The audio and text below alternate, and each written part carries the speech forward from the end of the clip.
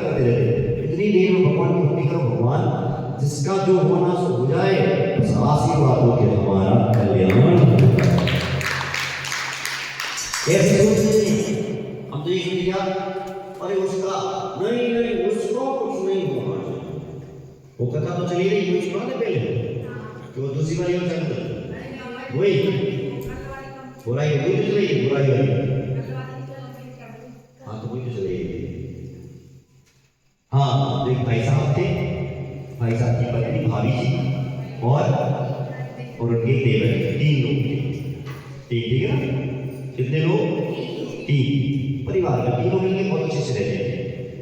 भैया का विवाह हुआ, भाई साहब का विवाह हुआ, भाभी आई, तो कितने हो गए? 3 भाई साहब का विवाह हुआ और भैया छोटा, 3 कितने? 3 कितने लोग? याद रखना 3 को। अब विवाह होने के बाद भाभी जी ने देखा कि मेरे पति सारी मेहनत करते हैं, पैसा कमाते हैं, और छोटा वाला देखो मस्ती करता है। हाँ ऐश का ऐश। मैं नमस्कार हूँ, अपने घर का राणा हूँ, मुझसे मत टकराना, मैं पागल भी बना मस्ती करता हूँ बस। एक बार मैं नमस्कार हूँ, अपने घर का राणा हूँ, मुझसे मत टकराना दो, मैं पागल भी बना मस्ती करता है, खूब घूमता रहेगा। भाभी को धीरे धीरे धीरे धीरे ये बात खलने लगी, मेरा पति मेहनत कर रहा है और ये मस्ती कर रहा है। पर याद रखना, भले आप मेहनत करो, आपके साथ वो मेहनत नहीं भी कर रहा है, लेकिन पुण्यात्मा होगा, उसके रहने मात्र से तुम्हारी मेहनत करना का आदत चला जाएगा। कई बार देखना, शादी के बाद, विवाह के बाद बहू आई, पत्नी आई, तो घर में कुछ नहीं था, तो सब कुछ हो गया। और कई बार सब कुछ था, तो जैसे ही वो आई बनता था। एक बार एक विवाह हो रहा था, कल विवाह है कल, और आज के ससुर खत्म हो गए। कल विवाह है, आज ससुर खत्म हो गए। लोगों ने कहा कि अब विवाह कैसे होगा, तो उसकी लड़की के पहले के बारे से कुछ हो गया होगा, तो परिवार वालों ने कहा नहीं, ये तो शादी तो हो गया, कुछ नहीं होगा। जल्दी से उनका संस्कार किया, सुबह संस्कार किया, शाम तक खाली उठाए तुरंत, और कल जैसे जैसे करके उसकी तुरंत विवाह करें। सोचो कितने अशुभ अमंगल के विषय होंगे, उसकी तरफ पड़े नहीं, आ भी नहीं पाए, और ऐसे उपद्रव होता है। और कई लोग ऐसे रहते हैं जिनके आप नाम मात्र याद कर लो और आपके काम हो जाए, नाम मात्र से काम हो जाएगा।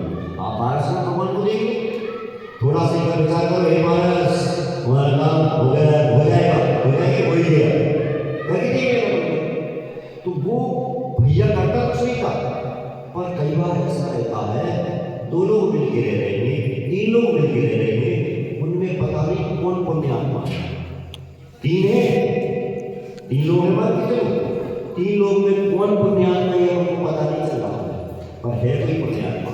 मेहनत कोई कर रहा है, लेकिन पुण्यात्मा साथ में है, उसका काम होता चला जा रहा है। पति दुकान में काम कर रहा है, लेकिन पुण्यात्मा पत्नी पार्षद भगवान के पास बैठी है, पूजन कर रही है, विधान कर रही है, और वहां पर बैठा दुकान चलाने वाला पति जगतपति से आशीर्वाद लेकर जाता है। पत्नी के देखो मैं भक्ति कर रही, किसी तुम्हारी दुकान चल रही, गड़बड़। पति क्या कहेगा, तू तो घर में, बाकी कुछ नहीं कह रहा। और मैं वहां पसीना पसीना होता है। मैंने एक बार कहा था, चूल्हे में मां नहीं, धूप में बाप, और चूल्हे में मां जब जलती है तब गृहस्थी चलती है, ऐसे नहीं चल जाती। उधर पति लगेगा अपना नहीं, यहाँ पत्नी लगेगी, बड़ों हो जाएगा, दोनों मिलकर की गृहस्थी का चला नहीं। अब पत्नी अपना नहीं, और पति अपना नहीं, बड़ों हो जाएगा, तो दोनों भाई साहब, भाभी जी और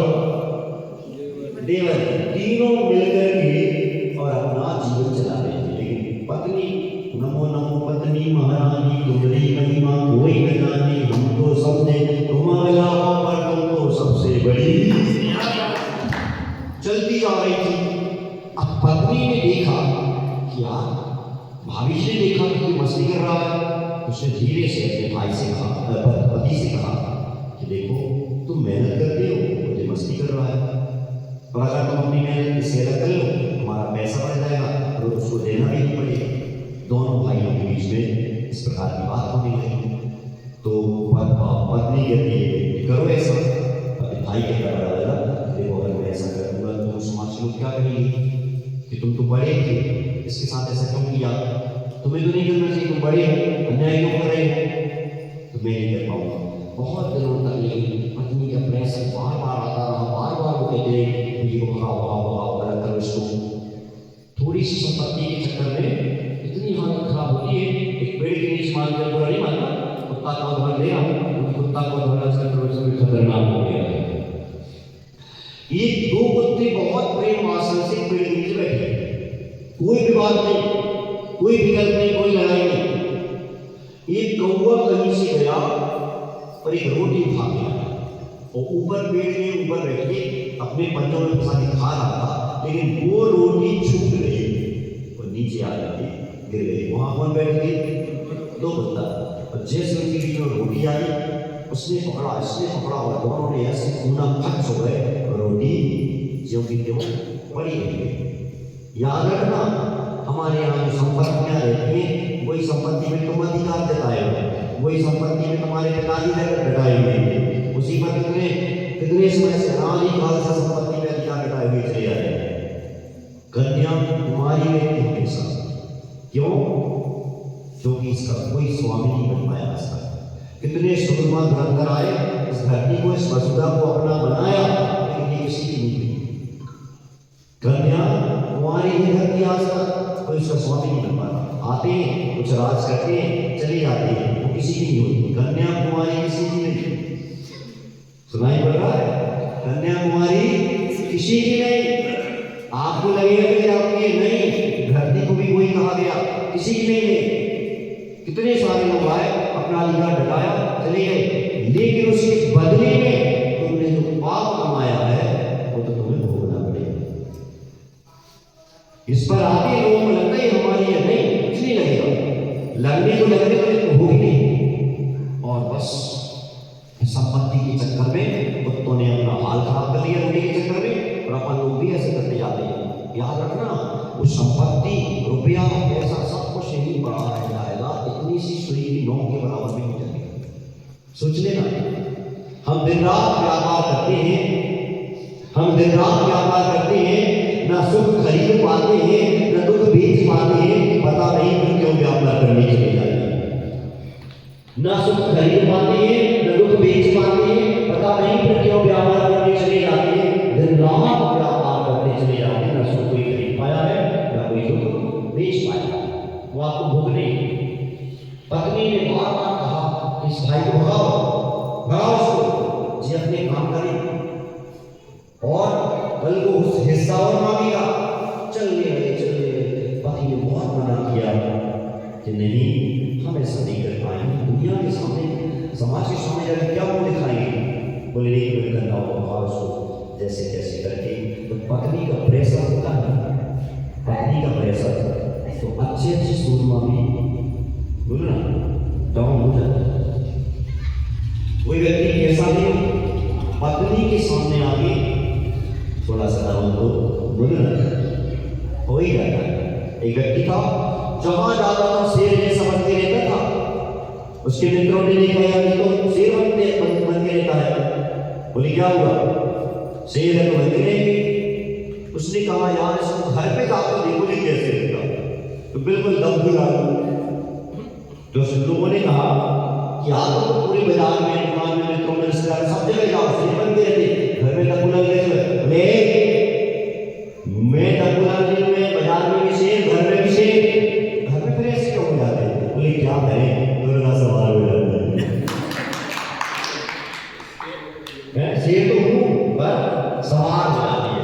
समझ आए, ऐसे ही बहुत प्रेशर हुआ जब पत्नी का पति के साथ क्या करता है और अपने छोटे भाई को घर से कितनी संपत्ति की विडंबना है ना। बाप बलौले भैया सबसे बड़ो, उसकी कहावत भी है सब पूछेंगे आप कैसे हैं जब तक आपके जेब में पैसे। कोई नहीं पूछने वाला। भैया को भगा दिया और छोटा वाला भाई घर से निकल गया।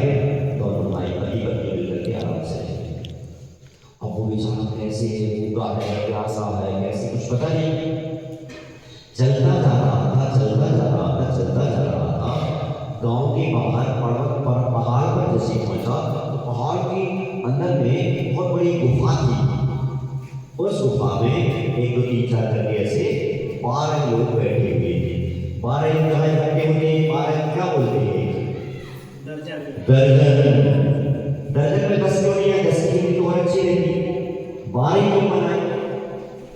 सोचो, 8 कर लेते, 4 कर लेते, 5 कर लेते, अपने अंदर 5 को बड़ा तो दर्जन में 12 क्यों आए? सुनाई पड़ा आपको?